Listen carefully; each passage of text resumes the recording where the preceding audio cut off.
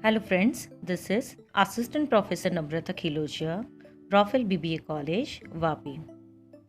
We had discussed in the last session that network analysis available with the three techniques, that is Gantt chart, PERT and CPM.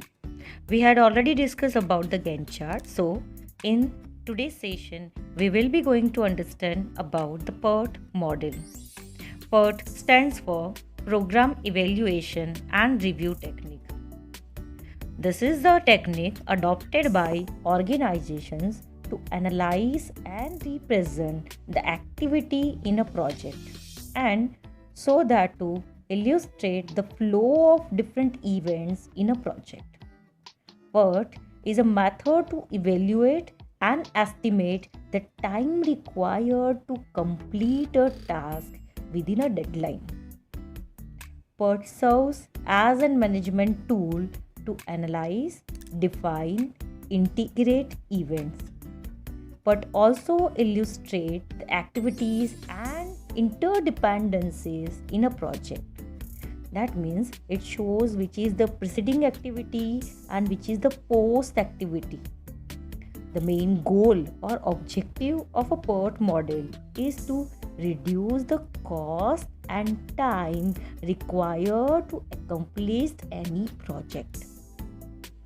Now, PERT was developed in 1950 by US Navy for Polaris nuclear submarine missile project during the Cold War and is intended for a large project which are complex, required a series of sequential tasks and perform in a parallel or simultaneously way with the other different project. So generally PERT model used when the project or activities including in a project is at the large time. Now we are going to understand various steps for PERT. The steps are available in 5 major phases. Step number 1, identifying the task and milestone. Now, every project involves a series of required tasks. These tasks are listed in a table allowing additional information on sequence and timing to be added later. Just like at the time of your examination, you are going to divide your subject and give timing to each subject based on your schedule. Just like that, in PERT, all the activities concerned with the project are listed down in a particular sequential order. That is the first step. Step number 2, that is placing the task in a proper sequence. That means the tasks are analyzed and placed in a sequence to get the desired result.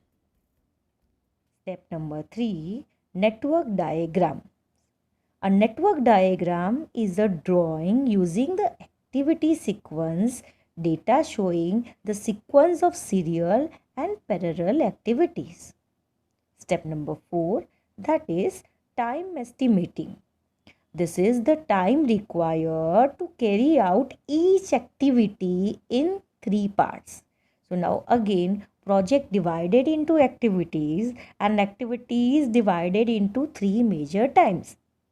These 3 times are optimistic time, that is the shortest time to complete the activity. Most likely time, that is the completion time having the highest probability. Pessimistic time, that is the longest time to complete an activity.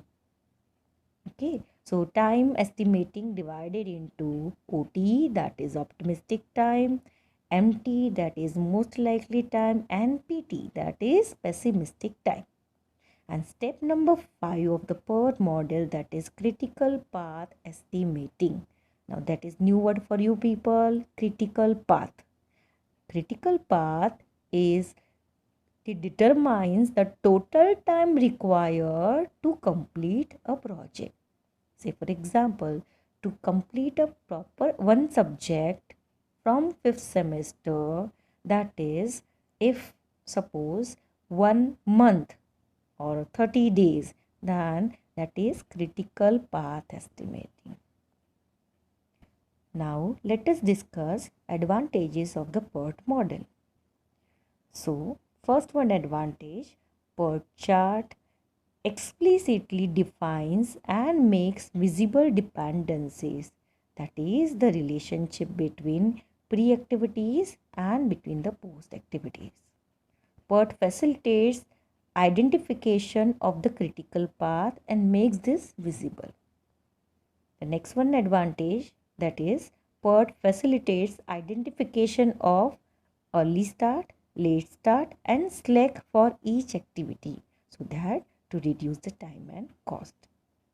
Fourth one advantage, that is PERT provides for potentially reduced project duration due to better understanding of dependencies, leading to improved overlapping of activities and tasks were feasible. So by continuing the two parallel activities, we can reduce the time with the help of scheduling chart, which is also called as PERT.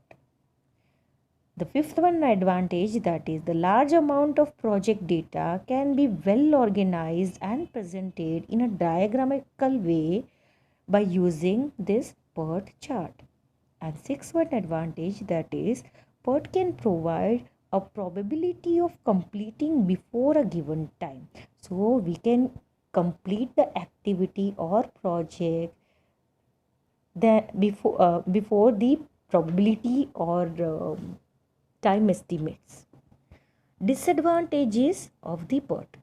Now few disadvantages are also there. Let us discuss this also. First one, frequent updation makes the method quite a costly. Now what happened in the PERT, if in future any kind of technological changes or any licensing procedure delay or any kind of changes take place, then the duration will be or diagram will be changed. And that's why due to this frequent changes, it becomes costly rather than reduce the cost. Second one disadvantage, that is PERT is not easily scalable for smaller projects. So this is used for large projects which are complex in nature, not for smaller projects. Third one, the network charts tends to be large and unwieldy, requiring several pages to print and requiring specially sized paper. So it will increase the cost of stationery for printing and other things. Fourth one, that is the lack of a time frame on a most PERT chart makes it harder to show status, although colors can help for the specification or completion of the nodes. Another disadvantage, that is the method does not consider resources required at various stages of the project. It gives idea only regarding time and cost, not different inputs, raw material or resources required to complete the particular activity under the project or event. So these are few advantages and disadvantages of the PERT which we are supposed to include if the same question will be asked for 7 marks in a form of short note. Thank you, students.